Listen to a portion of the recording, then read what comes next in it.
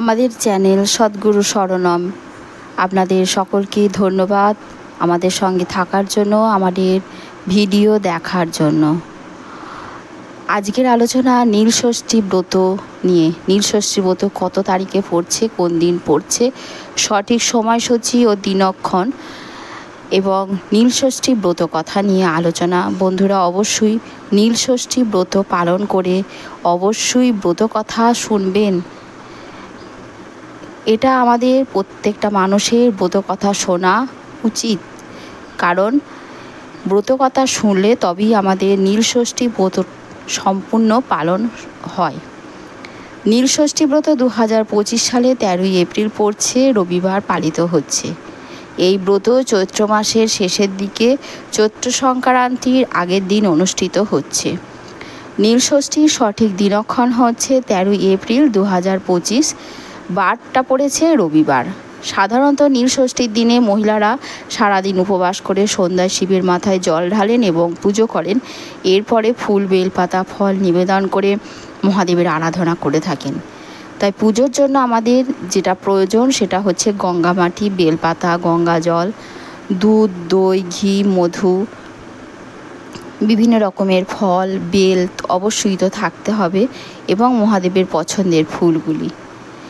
এই ব্রত পালন করলে কিছু নিয়ম আমাদের পালন করতে হয়। সেই নিয়মগুলো হলো সারাদিন উপবাস থাকা, সন্ধ্যায় শিবের মাথায় জল ঢালা, বেলপাতা, ফুল, ফল মহাদেবকে নিবেদন করা এবং অপরাজিতার মালা পরিয়ে দেওয়া, যাতে সন্তানের মঙ্গল হয়, এবং সন্তানের নামে মোমবাতি জ্বালিয়ে ঈশ্বরের কাছে প্রার্থনা করা।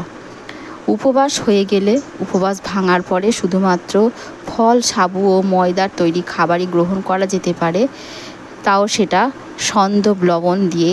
এমনি লবণ সংসারে যে রান্না করি সেই লবণ খাওয়া ঠিক হবে না। নীলষষ্ঠী ব্রত মূলত সন্তানের মঙ্গল কামনায় পালন করা হয়। মনে করা হয় নিষ্ঠা ও ভক্তি সহকারে যদি এই ব্রত পালন করা হয় তবে ভগবান শিব সন্তানের সুস্থতা ও দীর্ঘায়ু প্রদান করে থাকে। চৈত্র মাসের গরমের কারণে সারাদিন উপবাস রাখা অত্যন্ত কষ্টকর, তাই শারীরিক সক্ষমতা অনুযায়ী ব্রত পালন করা অবশ্যই কর্তব্য। ভগবান ভক্তের নিষ্ঠা ও ভক্তিতেই সন্তুষ্ট হন।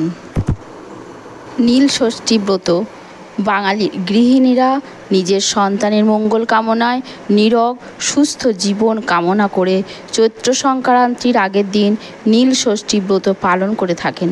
জেনে নেওয়া যাক এই ব্রত করার পিছনে কী প্রচলিত কাহিনী রয়েছে।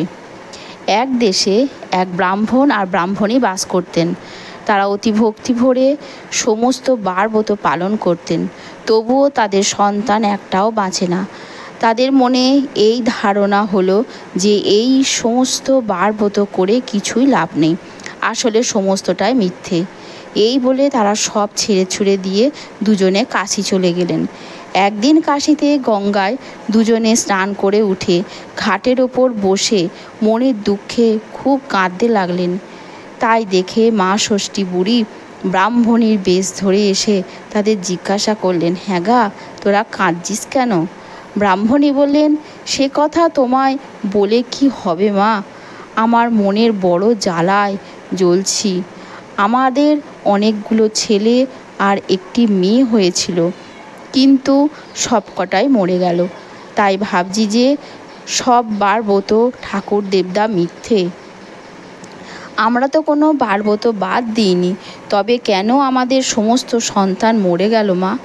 মা ষষ্ঠী বললেন, দেখো বাছা, তোমরা সমস্ত বার ব্রত করো বলে মনে বড় অহংকার ছিল, সেই জন্যই সব মরে গেছে। শুধু কি আর বার ব্রত করলেই হয়? ভগবানের ওপর একটু বিশ্বাস থাকাও তো চাই, মনটা পবিত্র থাকাও তো চাই, সবার কাছে নিচু হওয়া অবশ্যই দরকার মা। এক মনে মা ষষ্ঠীকে ডাকো, তবে তোমার সন্তানরা রেহাই পাবে। তাই এক মনে মা ষষ্ঠীকে ডাকা চায়। তখন ব্রাহ্মণী বলল, তাহলে আমাদের উপায় কি হবে মা?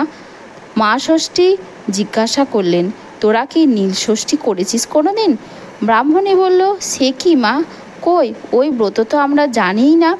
তখন মা ষষ্ঠী বললেন, সমস্ত চৈত্র মাস সন্ন্যাস করে শিব পুজো করবে, তারপর সংক্রান্তির আগের দিন সমস্ত দিন উপোস করে সন্ধ্যার সময় নীলাবতীর পুজো করে নীলকণ্ঠ শিবের ঘরে বাতি জ্বেলে দিয়ে মা ষষ্ঠীকে প্রণাম করে তবে জল খাবে।